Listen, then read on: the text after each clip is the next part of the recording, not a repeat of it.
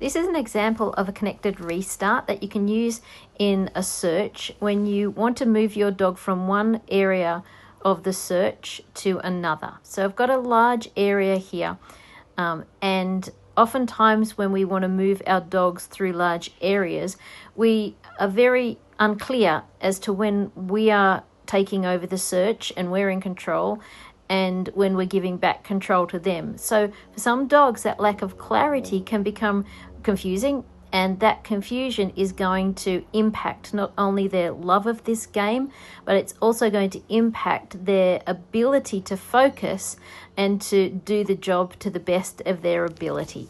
So you're going to see in a moment where the hides are. And there's two main areas in this search. There's the undercover seating area here, and you can see that I've got 4 hides out here, and there's another hide way over the other side of the search on that pole. So in a moment you're going to see us pick up the search, and Rob's going to find a final hide over here. Now in my mind I'm thinking to myself, we've spent enough time in this part of the search, and I want to get him across to the other area. Now normally what you'll see handlers do is cue their dog on, so they say to them search, which tells the dog that they're in control. But as the dog is supposedly searching, they are using body pressure unconsciously or consciously, either subtly or very, very directly, to take over the search and move them into the area that they want.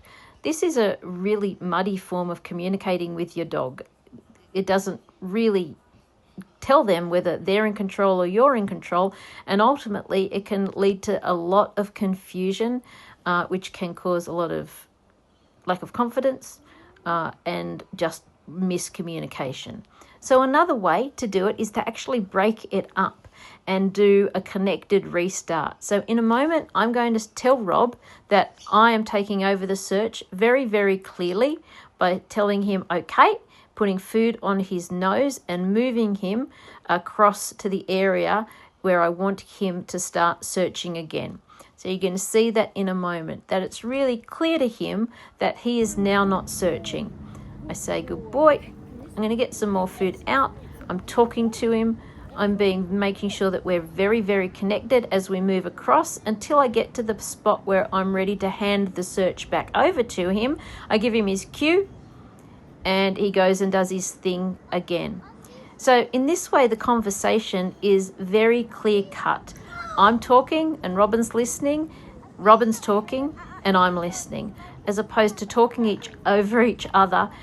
It's such a great analogy because everybody's had that sort of conversation that becomes really confusing. But this way, it's very clear to Robin who's in control, him or me.